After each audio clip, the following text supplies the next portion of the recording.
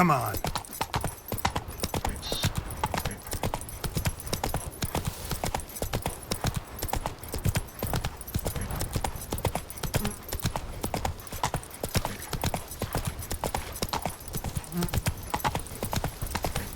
Mouth's dry as a stockfish.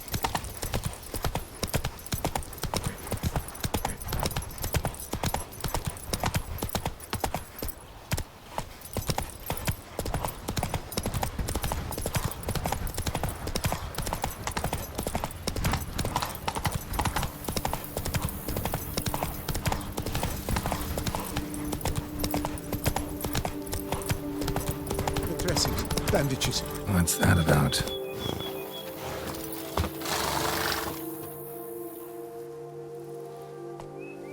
The dressings, bandages. Where did I put them? Forget it. Bandages won't do him any good. What? Oh, but he breathed still a moment ago. Mm-hmm. Breathed his last then. Bled to death. Legs broken. Femoral arteries ruptured. Wound like that, you're dead in minutes. Gods. What happened here exactly?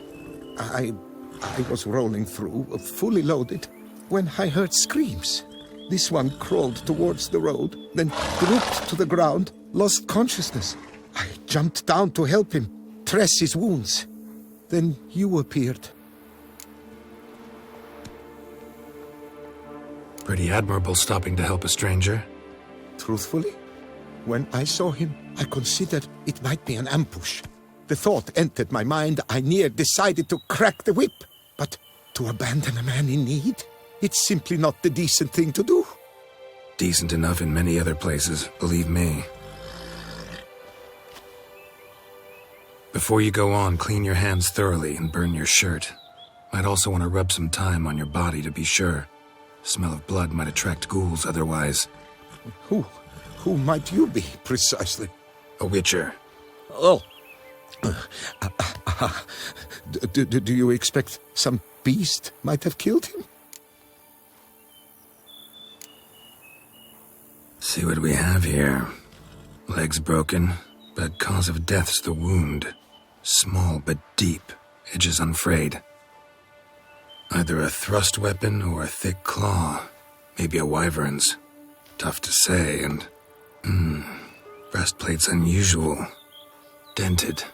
And it's got a patina. An antiquity, I believe. I deal in these things, so...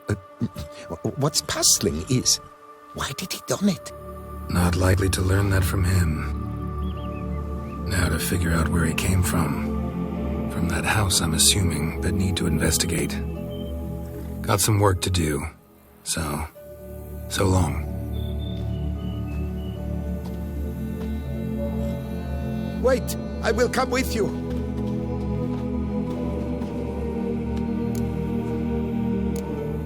Gotta be kidding. This isn't a garden romp. Whatever killed him's damn dangerous and it might still prowl the area, so if it's all the same, I'd prefer to accompany you.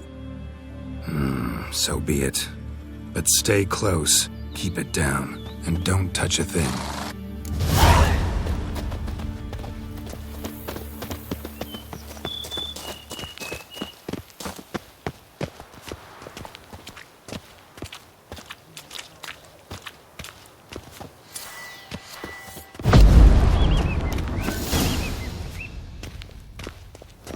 Damn it. Good gods! Servant, stabbed to death. Over a dozen blows with a sharp object. Some post-mortem. I cannot believe this is the work of a man. It was a monster, to be sure. Torso punctured with great force. Blow pierced hardened steel. Man on the high road. Breastplate was identical. Throats massacred. One mighty blow. Shield along sides old and dented. Sword ceremonial. And Shea handiwork clearly. Ceremonial bowls. For little sacrifices. Of what? Please, do not say humans.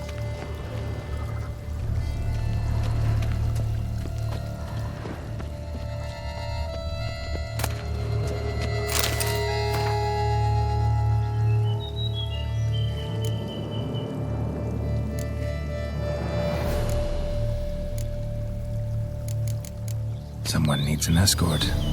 Not something I do often, but might be worth investigating.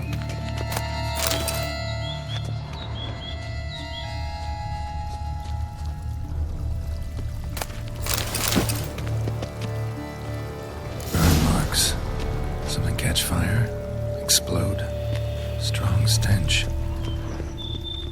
Multiple wounds on the body. All puncture wounds, but hard to tell what caused them. Victim's human, but the attire's elven. Are you certain? How did he come by it? We've so few non-humans in Tucson. Fled, then dropped to the ground to douse the flames.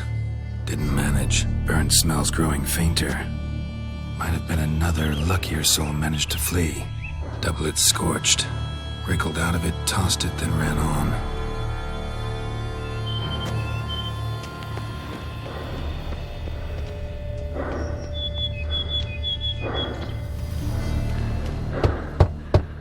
Perhaps there's no one inside after... I know you're in there. Breathing's loud and clear. Open up. We mean you no harm.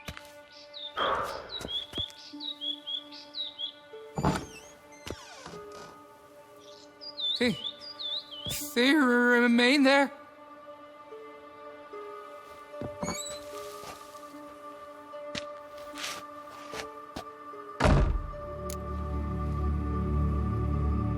Listen, I'm a witcher. I'm here to help you. But if that's gonna happen, you gotta answer some questions first. Who are you exactly? Durant Faucher Plamondon de Sepharan, Lord of these lands, and Chairman of the Society of Friends of the History of Tucson. We meet here annually to mark the anniversary of the Elfin homage, but something like this, why, it's a first. You mentioned them. Who do you mean? Those, I don't know what they were, spirits. It all occurred of a sudden. We were staging a scene, the death of paying homage. There was a flash of light that blinded me completely.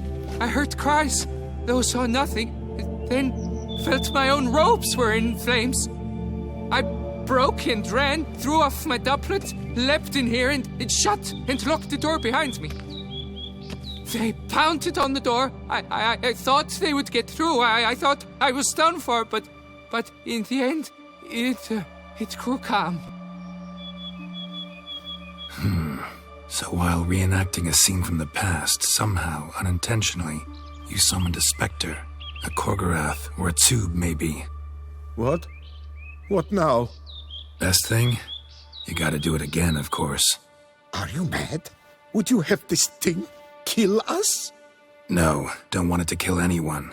Precisely why I gotta do my job. Summon it again, whatever it is, and tend to it once and for all. Durand, think I can reenact the pledge? The giving of homage, alone? It was a great, momentous event. The surrender of Tucson's last elfin king. You will need at least 3 individuals.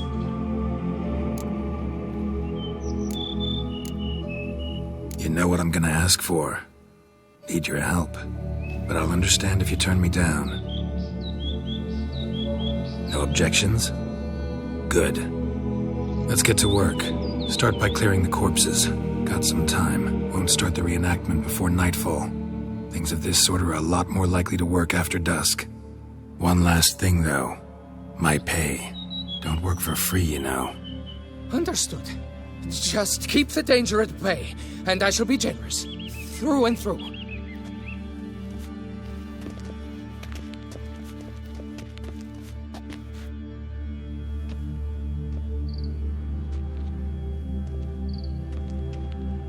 I will stand, or rather, sit in for King Ludovic upon the elfin throne, while you, Witcher, will play the Enche ruler. We must don the costumes. All must be just right.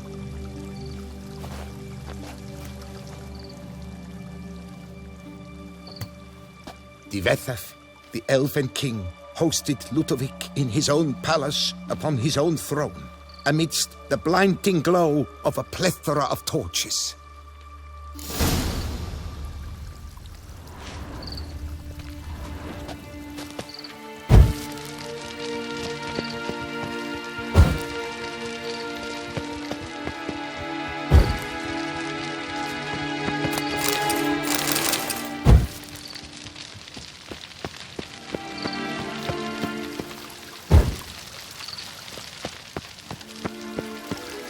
Vetha laid at Ludovic's feet a loaf of binnen and elfin bread, thus granting humans rule over seed-yielding lands.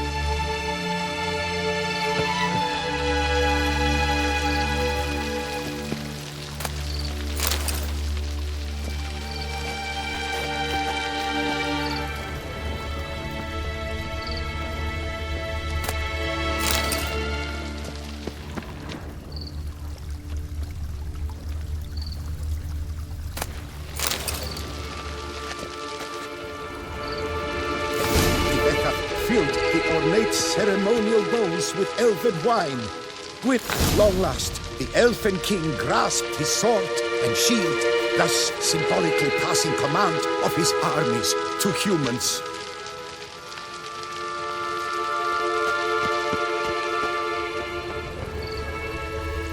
Don't interrupt.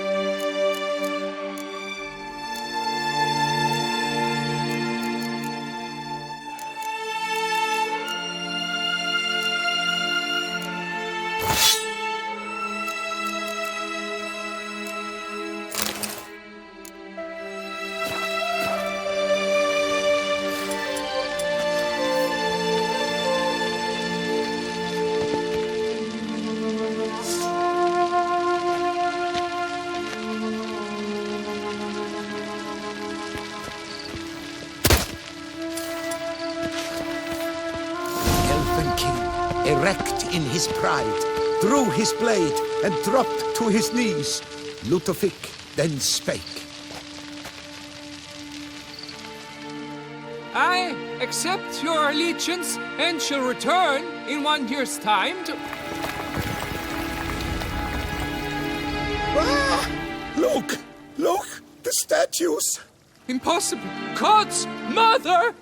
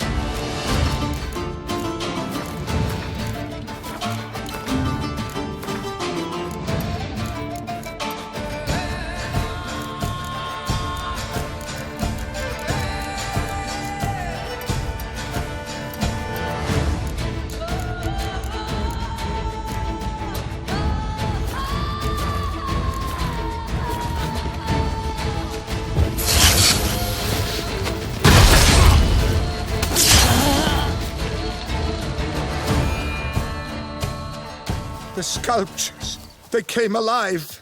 By what witchcraft? Dunno. Specialize in killing monsters. Reviving them, not so much. I may know what happened. The statues, you see, once stood in the palace of one Defethov. I acquired them a month past because perhaps I should start at the beginning. This Defethov was to pay tribute to humans, producing statues of this sort each year. Yet he did so but once, for he perished in the massacre of non-humans at the foot of Mount Gorgon in the year 782. It's fortunate he did too, as Defethov had planned Ludovic's downfall. For he sculpted not statues, but columns that masqueraded as such. Columns activated with words said in homage. Columns that would have turned the king and his bodyguards into so much colorful confetti. Typical. Treachery embodied. Elves. Psheh.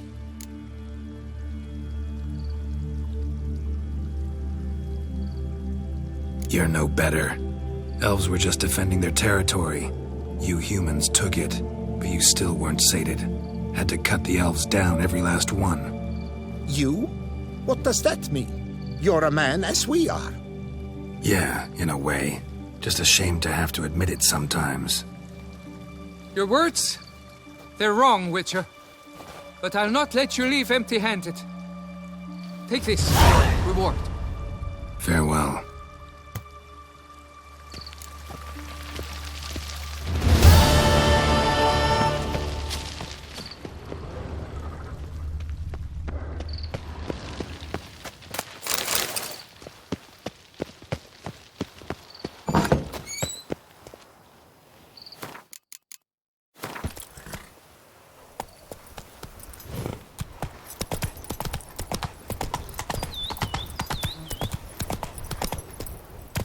Faster.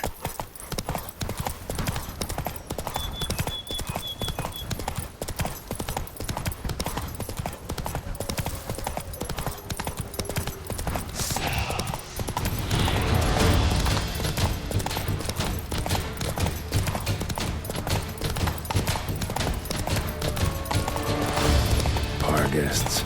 Never a good omen.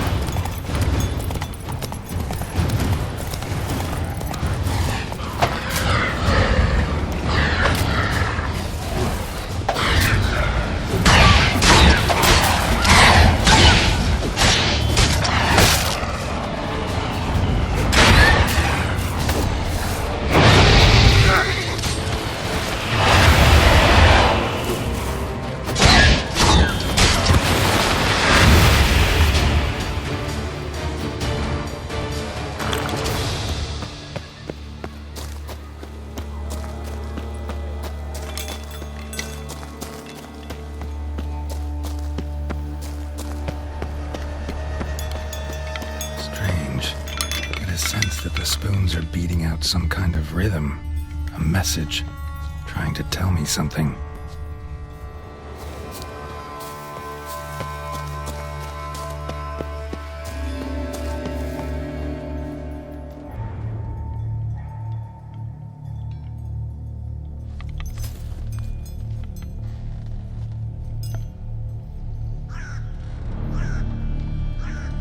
None shall sit and dine with you at your table. No spoon you have shall say to you, never again shall you wish to spy your reflection in the mirror. Sounds like a curse, all right.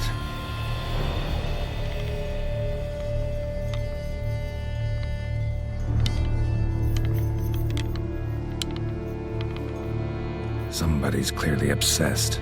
Regis mentioned the place might be cursed. Can't be a coincidence. Need to look around.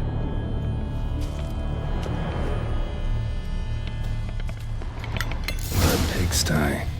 Need to search it thoroughly. Find a way to collect some white saliva. White's obsessed.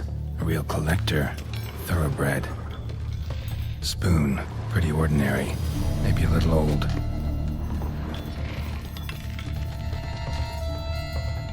Spoon's incredible. The craftsmanship. Must have graced a rich man's table.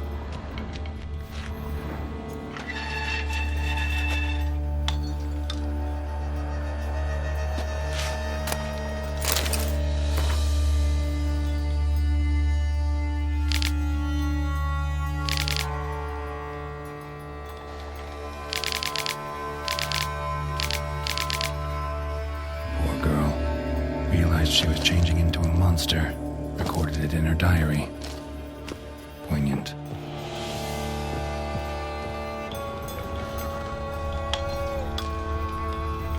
No spoon you have shall say to you. Whatever lives here treated that literally. Still searching for the right spoon. Another spoon.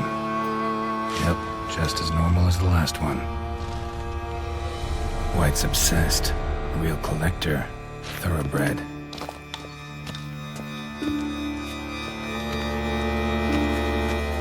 Skeletons.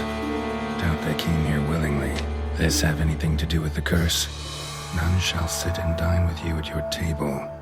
It'd make sense.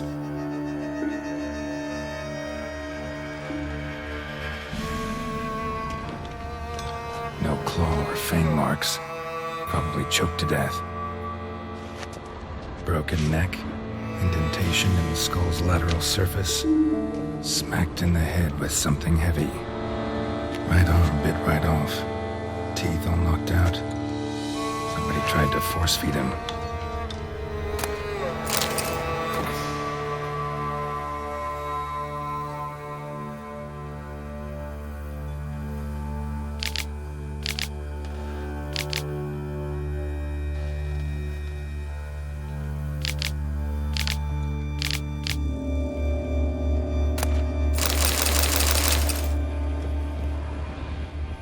Woman's name scratched into this wooden spoon. Romantic.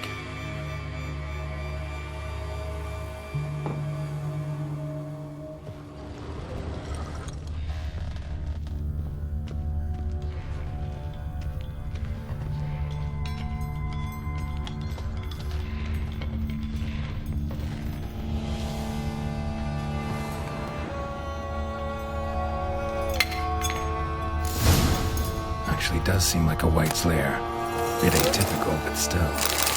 Cauldron should be somewhere around here.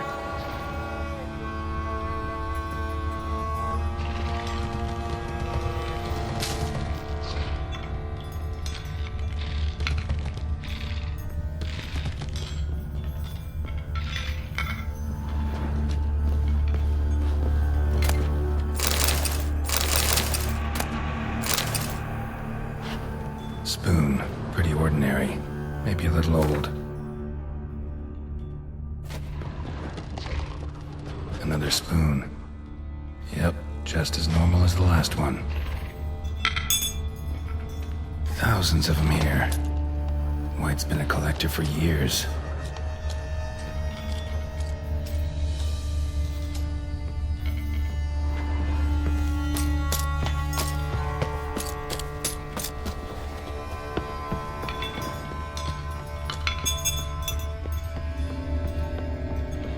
White's obsessed. A real collector. Thoroughbred.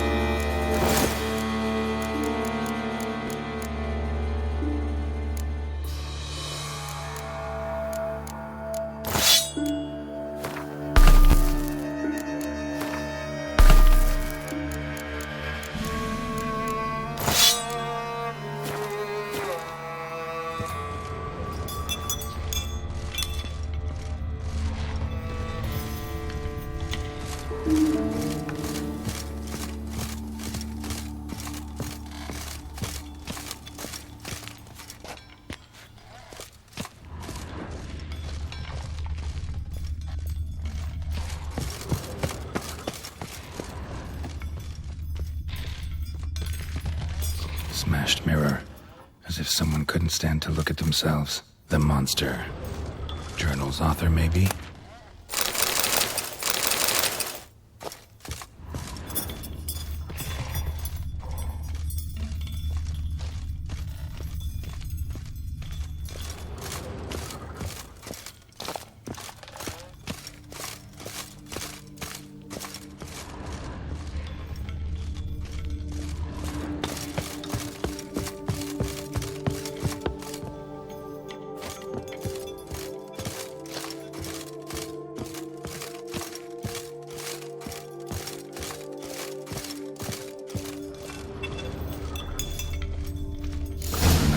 For.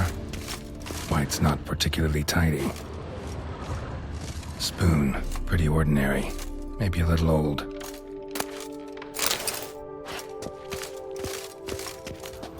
Table set. White who lives here is getting ready for some sort of feast.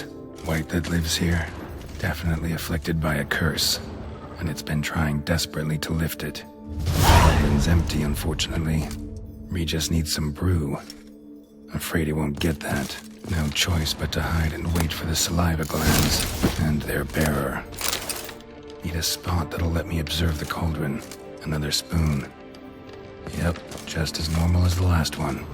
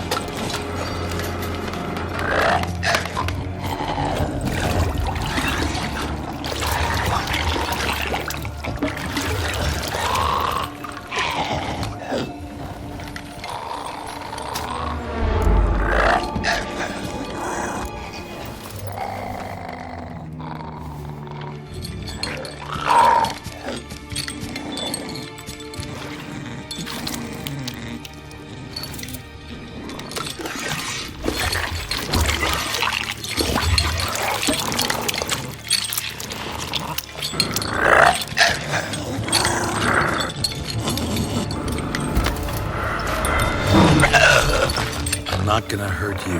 Wanna help? I've seen the words of the curse on the walls. Think I know how to lift it.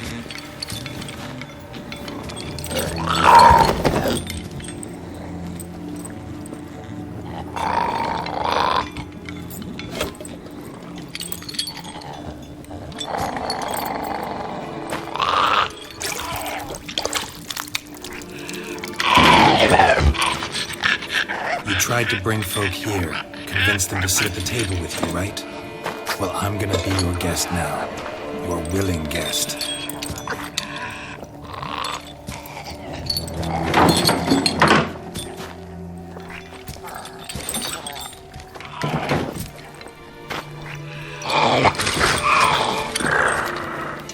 Just need a bit for Regis. And now we'll tend to you.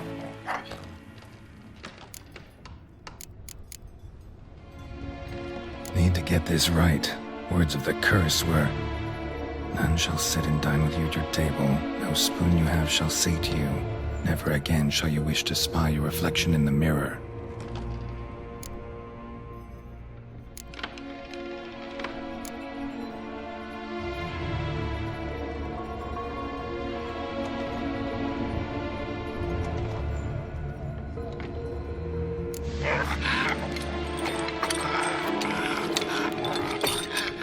We can't use spoons. No, that won't work. You've been looking for a spoon that would feed you, but there's no such spoon. We need to eat without spoons.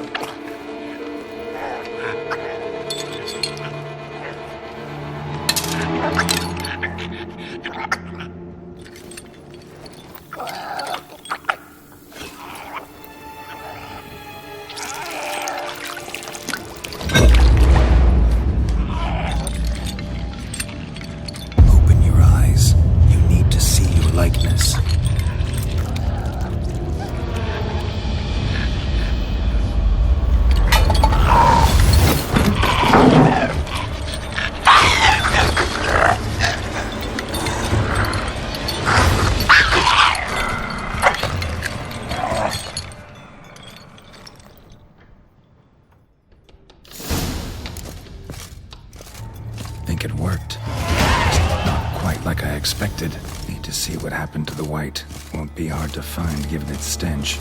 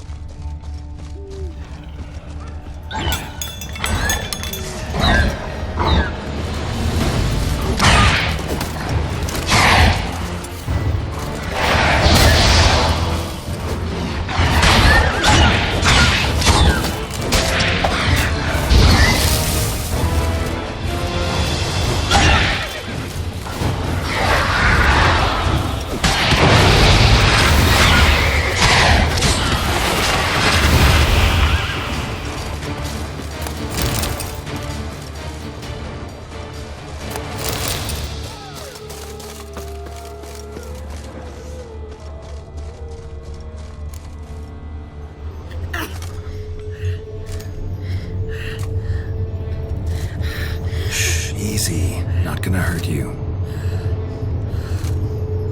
Eat. I must eat.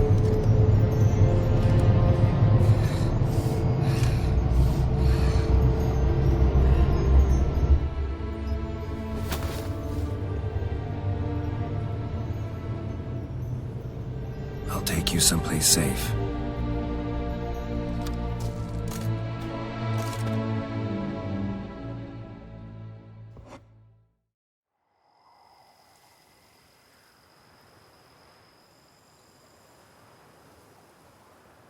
So I took her by the hand and led her here. Seemed the only sensible place for her. You did the right thing, sir. She should recover quickly here. I'm deeply pleased, finally, to make your acquaintance, sir, though I do regret the specific circumstances. In all the commotion, I fear I neglected to introduce myself. I'm Barnabas Basil-Folty, and by order of the Duchess, I am to serve as your major domo at Corfo Bianco. Nice to meet you, Barnabas Basil. Love to talk more, but got urgent matters to attend to. While I'm gone, please make sure she gets everything she needs. Don't worry, sir. I shall see to everything. She is safe here and in good hands. She'll soon be back on her feet. Might actually take a while. She hadn't eaten anything in over 100 years when I found her. Horrid. Whatever brought this about? It's all over. That's what matters. Let's now focus on taking care of Marlene. Naturally. I shall see to it. Asked about our guest earlier. Sorry, I was busy with my hunt. Didn't have time to answer. When one gazes at that unfortunate creature, the question, whatever happened here, asks itself. Her name's Marlene. She was once the very beautiful and proud heiress to the Trastamara estate. One evening, when she was holding a banquet for friends, a beggar came to her gate seeking alms. He had a bowl and a spoon with him. He sat outside her fence and waited. I've heard of the custom. An ancient rite of hospitality that obliges one to give food and drink to such a guest lest he depart hungry. To neglect the custom is to bring great misfortune down upon oneself. Marlene didn't care a whit for the old customs. She drove the man off, saying she'd rather feed the leftovers from her feast to her dogs than to give the beggar anything. The beggar then broke his spoon, cast a curse. She was beautiful, so he said she'd never wish to look at herself in the mirror again. Since she adored feasts, he swore no one would ever wish to sit and dine with her. And as she even refused him the crumbs from her table, he swore she'd never find a spoon in the world that would sate her hunger. A harsh punishment. I imagine lifting the curse was hardly simple. Curses are tricky. They play on irony. Always gotta figure out what the catch is. Marlene had spent decades looking for a way to lift it. Transformed into a wight, she stole spoons and lured folk into her home, trying each time to get them to dine with her. Didn't work. So what did? Someone had to sit down and share a meal with her, of their own free will. They had to eat without using spoons, and make her look at her reflection. That's it? That was all it required? Simplest solutions are sometimes the last that come to mind. Besides, when you're a wight, it's pretty damn hard to find willing human company for a feast. I imagine so. But, most importantly, it is now over. Please, don't worry. She will be in good hands here.